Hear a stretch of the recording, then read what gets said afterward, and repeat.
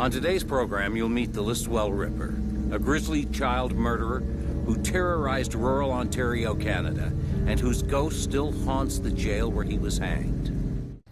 And Creepy goes to Baltimore, Maryland, to meet people who have crossed paths with the legendary Goatman, a malevolent half-human, half-animal creature who lurks in the dark forests, preying on humans and animals alike. And to Martown, West Virginia, to meet the Banshee, a ghost with glowing red eyes who appears wherever death is about to occur. Every town has an urban legend. A story about a half-crazed creature who haunts Lover's Lane. His victims vanish into thin air with little but a few drops of blood to suggest what their gruesome fate might have been. Prince George's County, Maryland is just a stone's throw down the highway from Washington, D.C. Stories about an axe-wielding fiend, half man, half goat, who haunts the wooded areas, has been part of the local folklore since the last century. There have been enough mysterious missing persons cases, gruesome discoveries, to make people wonder whether Goatman is just a myth, a local boogeyman, or something more sinister.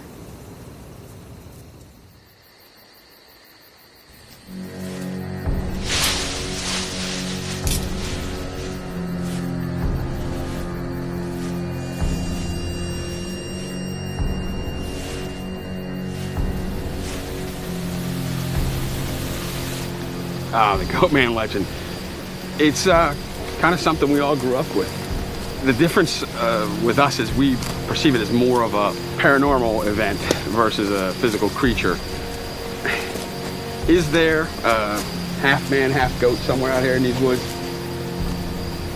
I don't know. That's why we're here. The majority of the witness accounts that we've read, they're never consistent on what the Goatman looks like. So our theory is that the Goatman is a ghost or an apparition that appears differently to different people. There's all kinds of stories, and I don't know the truth or any of the evidence around these stories about missing people and abductions and stuff like that, but the truth of the matter is if you've got a missing person, the case is unsolved, so nobody really knows for sure. So what we've done is we've kind of assembled a team here tonight. I've got Steve here, he's my cameraman. We also did something a little strange that you might think is weird. Because the Goatman story kind of revolves around animals, we brought a goat out with us. And the idea is that hopefully this goat will draw in some of that energy of that apparition that we believe is out here. And accompanying our goat is Wendy, and Wendy's our psychic. As a child, I was always able to kind of have a sense of who was calling on the phone or, what the next song on the radio would be. I think it's just a matter of being open to these things, being aware kind of the other plane so that these beings are comfortable communicating with you and being able to kind of receive the communication. So, hopefully I'll be able to help out tonight. Now, I know what people think, but I'm not crazy. I swear I saw Goatman. My girlfriend and I were up at this place, I guess you'd call it Lover's Lane, one night, and we just had gone up there to get some privacy. Anyway, so we were up there, and there was another car parked up there that night, and they were sort of involved, if you know what I mean. So everything was quiet for a while, but then something catches my attention out of the corner of my eye. It's dark at this point, but there is a full moon, so it's not pitch black yet. And I look, and I couldn't believe what I was seeing. It was this tall guy, really weird looking, hunched over. Something just wasn't right about him, and I thought, Goatman. And I know, it sounds crazy, but that's what I thought. And he had something heavy in his hand, and legend says that Goatman carries an axe. So anyways, he's walking towards this other car, and they're sort of occupied, and thought I'd take it upon myself to honk the horn and warn them, right? So I do that, I'm honking the horn, and they turn on their car and turn on their lights. And this car just bolts out of there, right? And then this guy turns his attention to us, and he starts walking towards the truck, right? My girlfriend's screaming, I'm trying to turn over the truck, and nothing's happening. I'm turning it over, nothing's happening. My girlfriend's freaking out, and I'm starting to freak out.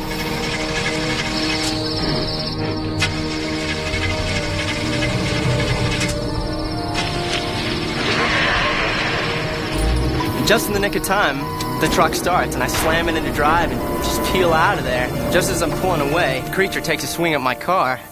And I don't know, but all I do know is this dent wasn't in my truck before that night. It seems that, from what I've learned, people have been talking about the Goatman for well over 50 years. Just recently have people started getting back into the legend, back into the historical events of what's happened with the Goatman in Maryland. It seems like the Goatman is attracted to areas that are wooded, also places such as lovers' lanes where teenagers go to hang out on the weekends. It appears the reason that he likes these places is because they're very secluded and out of the way of people. And if people do happen to trespass into his domain, reports have it that he's liable to massacre them with his axe. Almost every culture in what we think of as the Western world has a myth of some kind of goat-man hybrid. There are two that you will recognize immediately. The Greek god Pan has the lower body of a goat and the upper body of a very hairy man. Pan was the god of pastures, woods, meadows, natural places. But Pan also has, shall we say, a more menacing side. The half-man, half-animal is really a marriage of intellect, reason, with the more chaotic, less predictable natural world. Really, what we're talking about here are animal instincts. The lower body, which is the goat, really symbolically represents sex at its most base. And Pan certainly had the reputation of a lusty god. Then there's the most extreme combination of man and goat in the devil, Satan. There's nothing redeeming about this figure. In Satan, the animal side is not just lust, but a perversion of lust. So we have the other side of the coin. The animal instincts in this Satan image are always a twist away from what is human, towards pure evil.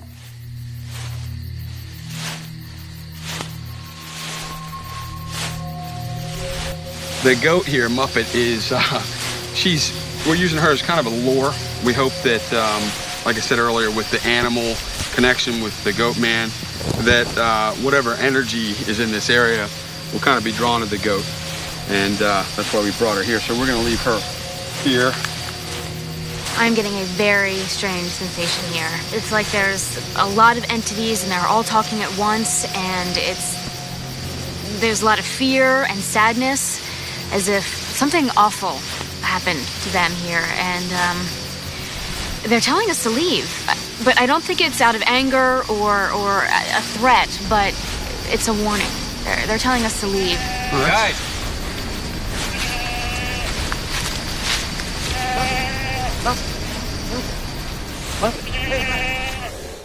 When it comes to Goatman, we don't have a lot of physical evidence.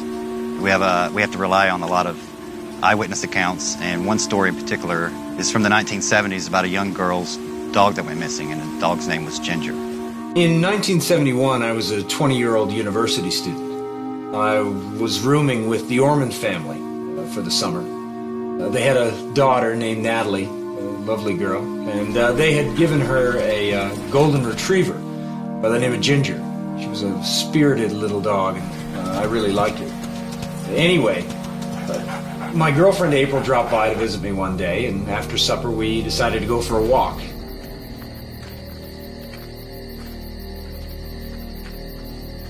And as we were walking back home, we noticed a man running through an open field. You know, the local kids around here, they used to joke about this myth of a goat man. I never really thought very much of it until then. Well, this guy, he was really tall, and he moved very oddly. When I think of it, he kind of moved like a mental patient or something. Well, we must have startled him because he took off for the trees. And the creepiest thing was that before he made it there, he made this noise. It's been 30 years and I still can't describe it. It's because it wasn't human. Definitely wasn't human. The next day, the Orman girl was crying because she couldn't find her dog. So April and I decided to help her look for it. We were walking and calling its name. When we got down by the railroad tracks, we noticed something up ahead. It looked like a small animal, but it wasn't moving. As we got closer, I realized that we were in trouble. Now, this isn't very pleasant, but what we found was Ginger's head. It had been severed clean off her body. What was worse is that we couldn't find the rest of her. Couldn't find her body. We looked for it. There wasn't even a blood trail. You know, a lot of people say that, a dog or a coyote did this, but they would have left a big mess. Whatever or whoever did this, they did it really cleanly, really neatly. Ginger's head was severed by something very sharp, like an axe. Well, just then I noticed there was a figure out by the tree line. It was dark. I could make out that it was a man. I immediately thought that it was that guy that we saw a couple of days ago. But then it held up what I swear was an axe. Then it made this sound. It was the same sound I heard 2 days ago. Believe you me, I never wanted to hear that sound again. The only thought in my mind was getting the hell out of there. It really scared us. It really did. Ginger wasn't the only missing animal report at that time. There was an outbreak of lots of missing animals, which sparked more interest in the Goatman. The sad fate of Ginger, the golden lab, and presumably the other missing pets, revealed a side to the Goatman that is more than just menacing. Goatman attacks his victims with discriminating viciousness. He has a particular hatred for family pets. Stray dogs are the most vulnerable, but humans are also at risk. Over here. What is it? It's a skeleton.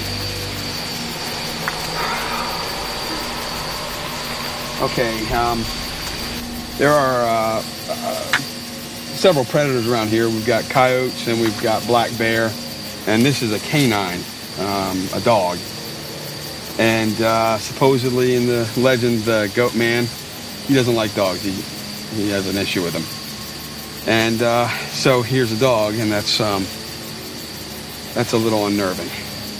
Well, the Goatman is known by legend to kill dogs and people. And if this is a dog... According to my research, in the 1930s, a woman by the name of Mary Sullivan and her infant child went missing. Soon after that, the father and the younger son also went missing as well. It's like someone was stalking the family and picking them off one by one. The family went missing in the woods on their property, and it is still the place where they see the Goatman to this day.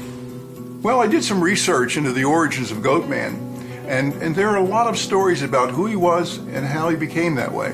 Back in the 30s and 40s, the state of Maryland decided to dam the Patuxent River and make a couple of lakes. This was to be the source of drinking water for the area. It was a big operation. It meant that a nearby town would be underwater.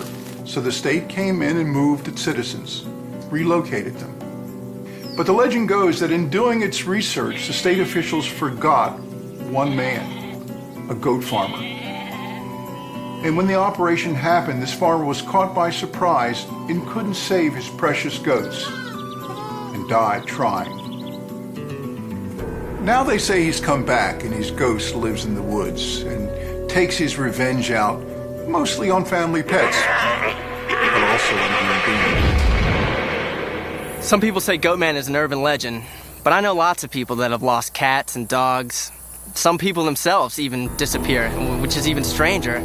The cop said 2 kids from my class just got on a bus and left town, ran away from home. Now that doesn't make any sense to me.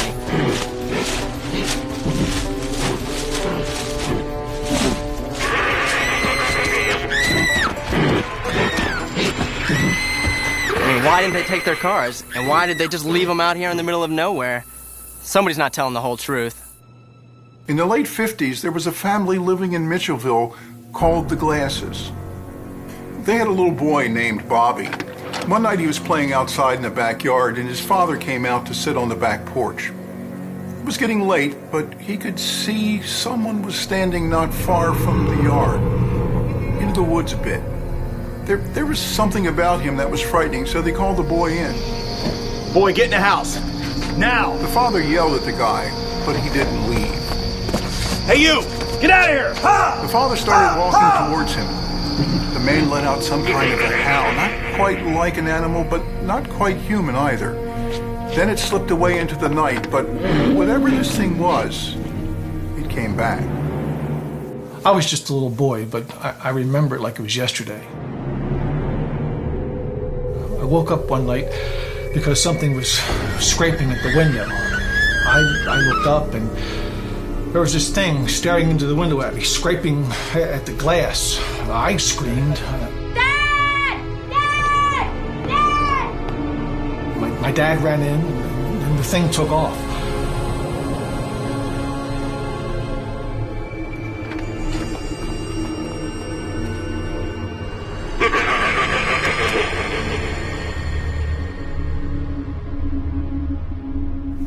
He went after it, but it was gone.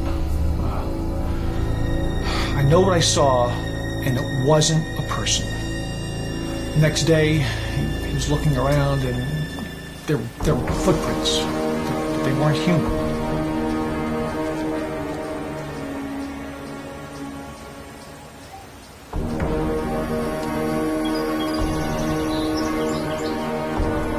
It was like a horse had been walking through a yard. Hoof prints. Go back in the house, son.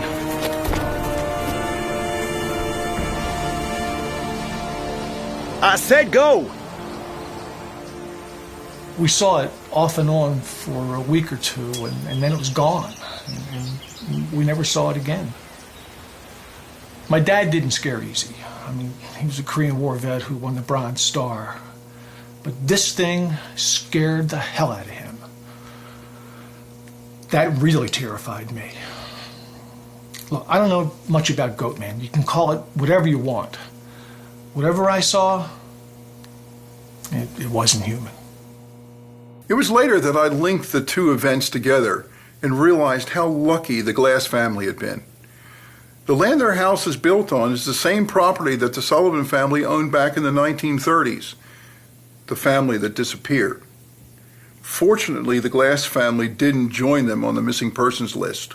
In the end, the legacy of Goatman isn't one of a gentle creature lost in the woods, as benign as Bigfoot. We've had mysterious disappearances that remain unsolved. I'm getting a really bad feeling here. It's like it's hard for me to breathe, and my lungs feel like they're being squeezed. And I'm feeling communications from entities different from the ones before. These are telling us to leave, but it's in a very malevolent way. And I think I better go. I'm gonna listen to them right now, and I'm gonna go. The Maryland reports of Goatman are really interesting, even if you just look at them from the psychological point of view. We're talking about a part of the world that was once very rural. So you have this kind of clash of the modern world pushing out the natural world. And Goatman is an interesting symbol, a man who has been taken over by base nature, who seems to dislike anything that represents normal life. You know, family pets and things like that. His drawl to Lover's Lane is again a part of the whole thing, where he is pure, uncontrolled, natural impulses. It's a threat that runs deep in the human psyche. That's great. We've just lost our another battery. It's our third battery tonight. This is actually kind of typical on these investigations. Spirit energy tends to really drain our battery sources pretty quickly, and like I said, that's battery number 3, and unfortunately, that's the last battery we have out here with us. So.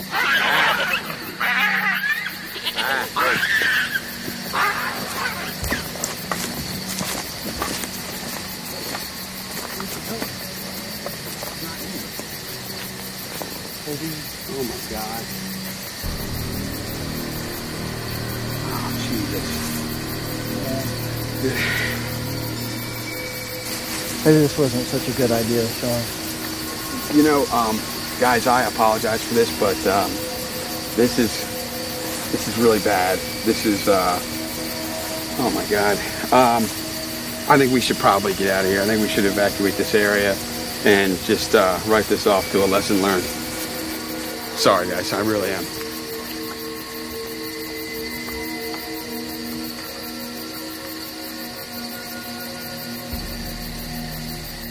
That was the most terrifying experience of my life. Look, I love doing these things, but you know what? That was way too dangerous, and I'm never coming back here again. The Goatman is real. I believe he's real. Lots of people believe he's real. And if you don't believe he's real, come out to Prince George's County, stroll down Lover's Lane at night, and see for yourself.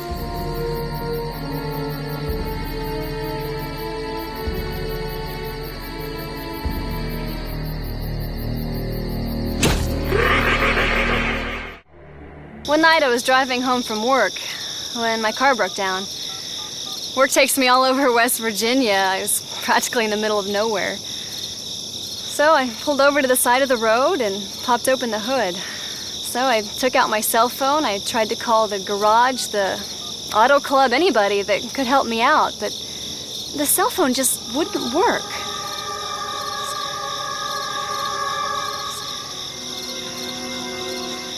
So I got so mad, I slammed the hood.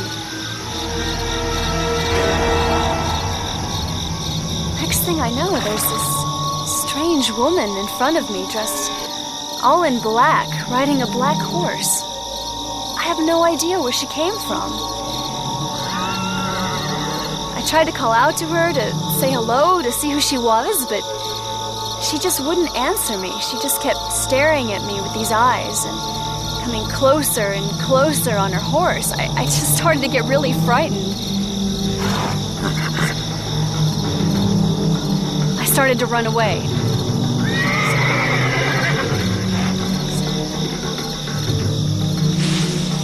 I ended up in a forest, and I thought it would be a safe place to hide, but she was there everywhere I looked. I ran behind bushes and around trees, and everywhere I looked, she was there. I don't know how she did it. I was really scared, and I started running, and then I fell. And I looked up, and there she was, coming closer and closer. And then all of a sudden, she vanished. She was nowhere. All of a sudden, my phone rang, which scared me half to death because it hadn't been working. It was my sister. She had called to tell me that our father had passed away of a heart attack. A while later, I was talking to my mother a little more about our Scottish heritage, and she told me about the myth of the Banshee. I usually don't believe in stuff like that, but I do now.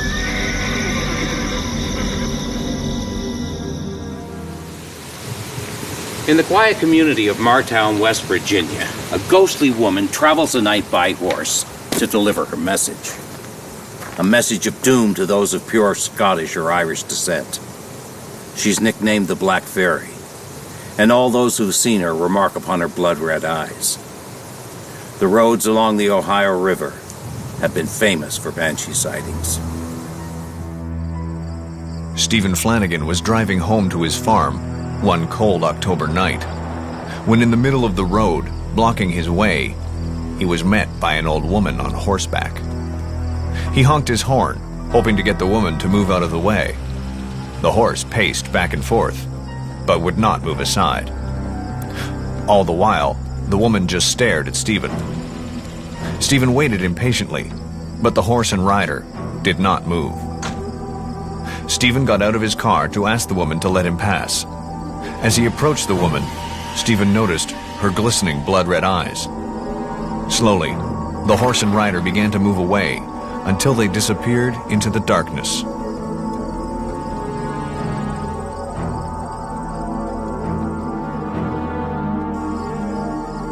When Stephen got home a short while later, he found his wife had died of a massive heart attack.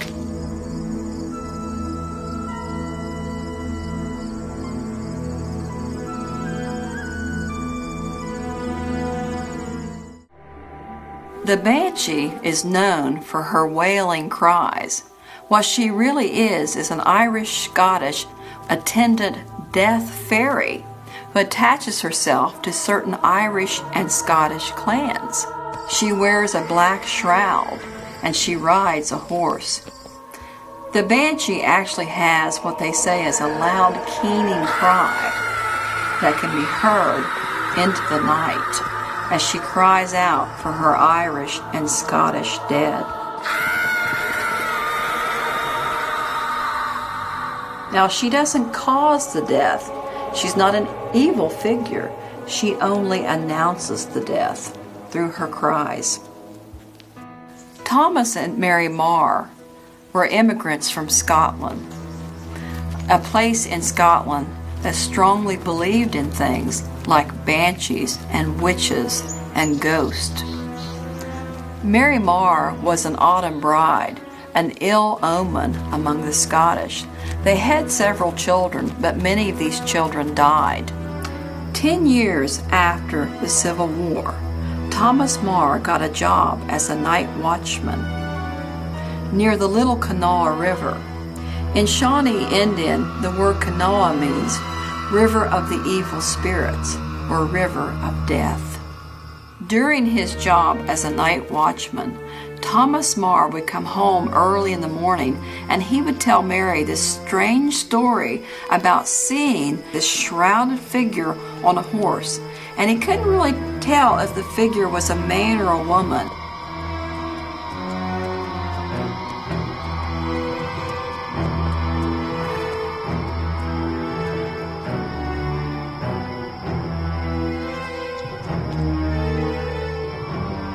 As he would approach this figure, the horse would rear up and they would disappear into the mist of morning. On February 5th, 1876, Mary Marr awakened with a terrible feeling of dread.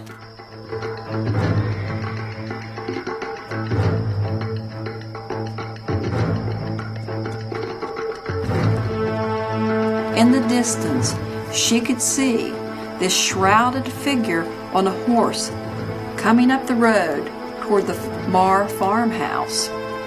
Slowly, slowly came this figure on the horse, and finally it came up to the front stoop. Beneath that veil across the face, Mary Marr could see these glittering red eyes. Hello? Who's there?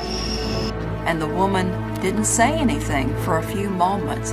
And finally, that woman, that banshee, pointed a bony finger at Mary Marr and said, "Mary Marr, Thomas Marr has just died. Say your prayers, lady. I bid you well." The horse reared up, and the rider and the horse once again disappeared into the mist.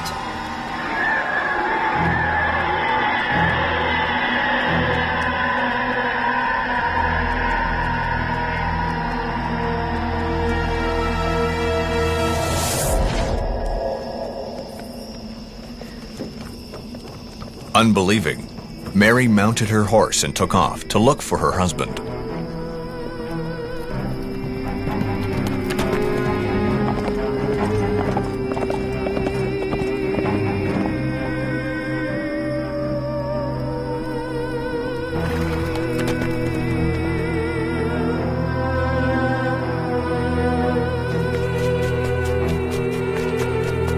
That was not the last the Marr family would see of the banshee. Mary Marr lived to the age of 90, and when she died, the sound of banshees shrieking could be heard outside the house.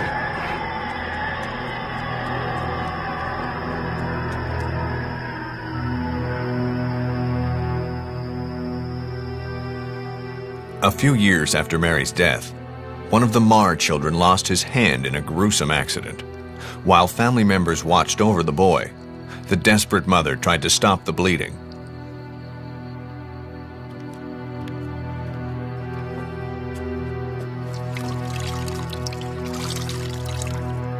As she wrung out the bloody bandages on the porch, she saw a woman on horseback slowly approach the house. Who's there? She had heard the family legends of the Banshee and knew immediately she had come to take her son away. Desperate, she screamed to the Banshee, begging it to leave. Go away! Just leave us alone, please! But it would not leave. She then resorted to prayer. With every fiber in her being, she prayed that her son would live, and this horrible figure would go away. Mary's prayer seemed to disturb the Banshee, and her horse became more and more skittish. Eventually, the Banshee went away. Unfortunately, the boy died a day later, and the Banshee was heard howling outside the house upon his death. The Marr family had learned what their Irish and Scottish ancestors had known for centuries, that the Banshee was, indeed, a messenger of death.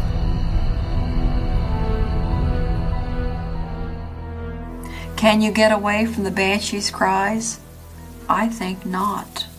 When you hear them, you should take them very seriously.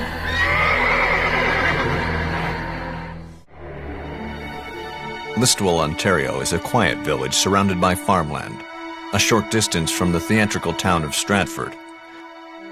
In the late 1800s, Listowel became the focus of a ghastly performance, one which the town hoped would never be repeated.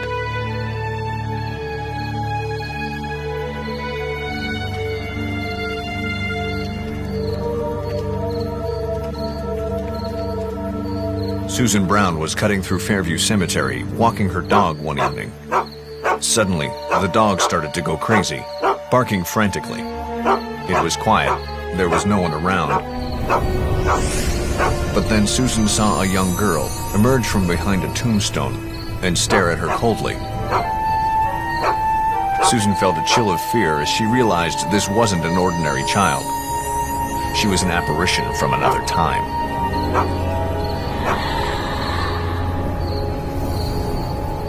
She vanished into the shadows, leaving Susan too terrified to speak.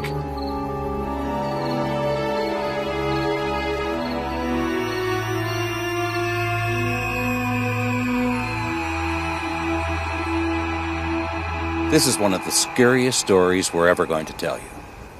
Every village and town has a hidden past that no one likes to speak of. Some things are just too horrible to mention. Stratford and Listowel in Ontario, Canada, will forever be connected by a past that brings together two spirits. Spirits that are joined by a horrific series of events that unfolded in the fall of 1894.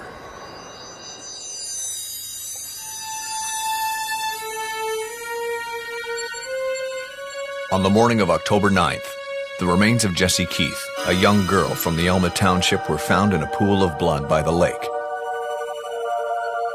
Listowel had fallen victim to the most disturbing murder in all of its history. Jessie Keith had not only been robbed of her life, but stripped of her childhood innocence. When her body was found, it was so badly mutilated that many feared Listowel had been paid a visit by Jack the Ripper, the elusive Whitechapel murderer from London, England. The Ripper gained his name from the sadistic way in which he left his victims, often gutted like an animal and arranged in a sick display of indulgence. Jessie Keith had suffered the same fate. During this time, the notorious Jack the Ripper was still at large, so the authorities called in Detective Murray to solve the case. Listowel was in a frenzy after the discovery of Jessie's body, and desperate to find a killer. The whole community assisted Murray in his investigations.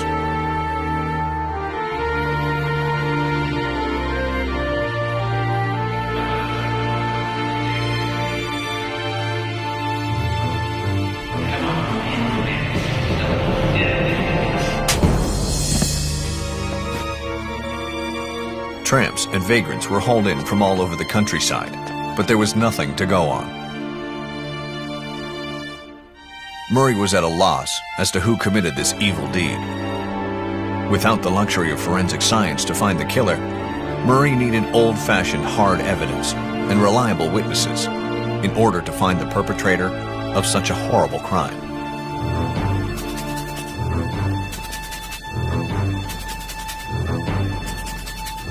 This came in the form of a black valise. It was found in the woods among some rocks, and its contents were to turn the investigation around.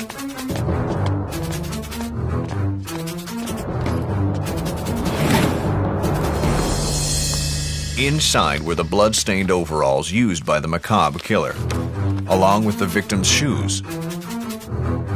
But mysteriously, the valise contained items of women's clothing that did not belong to either the murderer or the victim. These items had been stolen from a Mrs. McLeod, and there were witnesses to prove it. I met a man on my way back from Elsa Craig.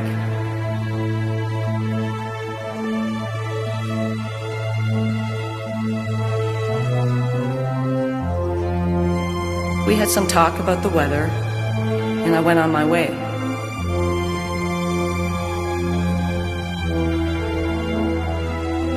The next afternoon, I took the same route by the woods and came across the man again. This time he was disguised in a lady's bonnet and a black skirt. And he carried a black valise. It was very strange. We didn't speak, but anyone could see he was a man.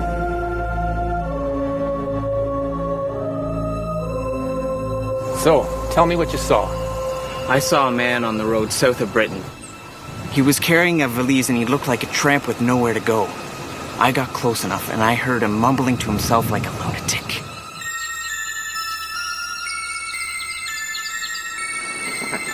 There was this sorry-looking man on the back porch begging for food. He must have been passing through. He was carrying this black valise. I remember thinking at the time it was strange the way he held on to that bag for all his life. I just stepped out for a moment, and when I came back, he was gone. Do you recognize this man? That's him.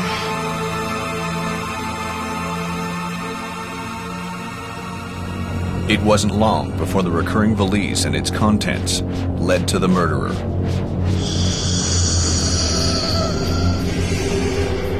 Amédée Chattel.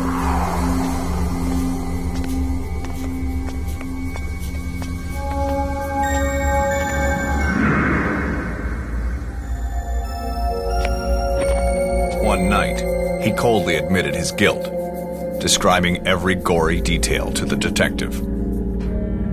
You could knife me, you could shoot me, you could even hang me. It doesn't matter anymore.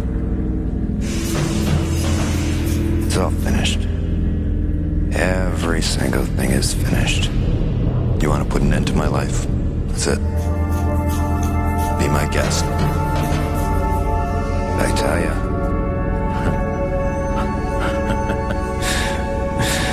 That little girl, when I had the chance, I gutted her like a pig.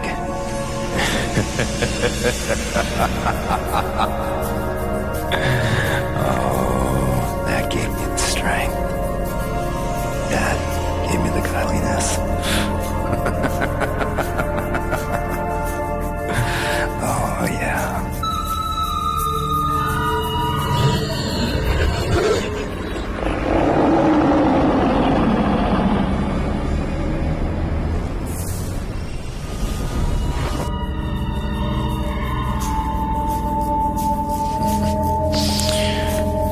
Do you know what I could do with this pen?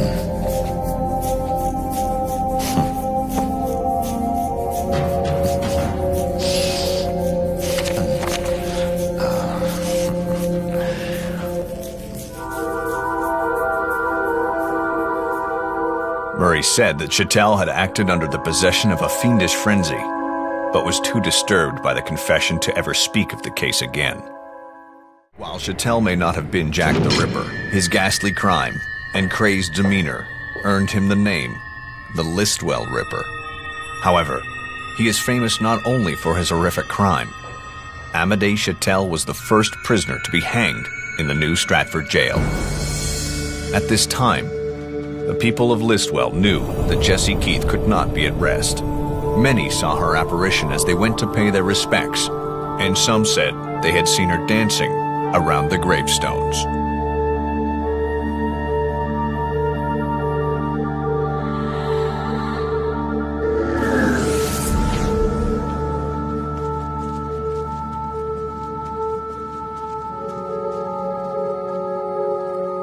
While Jessie was laid to rest in Listwell Cemetery, Chattel was to be forever condemned, buried in the depths of the very yard in which he met his well-deserved death. It is here where our story continues. This dark chapter in Stratford and Listwell history echoes into the present day.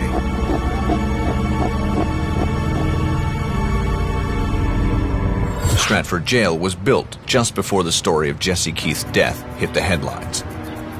This prison was made to be a fortress. Nobody got in unless they were meant to be there, and it was impossible for anyone to ever get out. The same remains true today, or so it was believed, until a recent event caused one lady to question this theory. I have a friend who worked with me in the prison until recently. She's so frightened by what happened, she refuses to tell this story again. This is what she's told me, and in all honesty, I don't blame her for being so scared.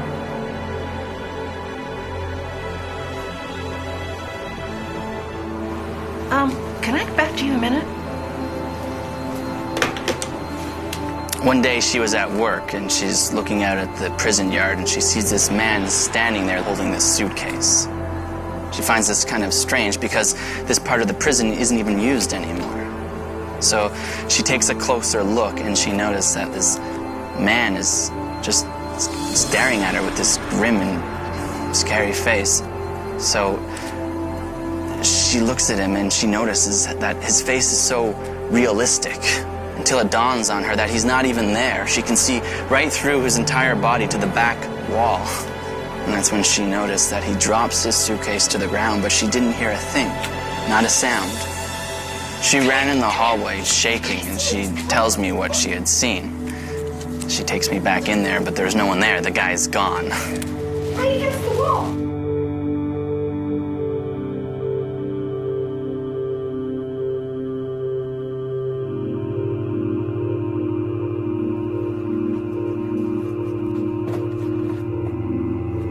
Sometime later, we're going through some old archive files, and all of a sudden I hear a yelp from my friend. She drops everything to the ground, and she's just standing there looking down, staring there almost as if she couldn't speak. Just shaking, and I ask her what's wrong, being a little startled myself, and she says, "That's him! That's the guy I saw out there! That's him!" When I looked down at the picture, I saw his name.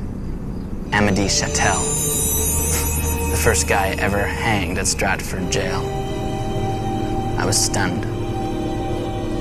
The haunting of Stratford Jail in recent years is but one story emerging from the restless spirits that lurk beneath the fall events of 1894. In Listwell Cemetery, at the final resting place of young Jessie Keith, late at night, you may see the specter of a girl dressed in red, and if you listen hard, you can hear her voice singing among the rustle of the trees. It is clear this young girl, robbed of her childhood innocence, may never rest in peace.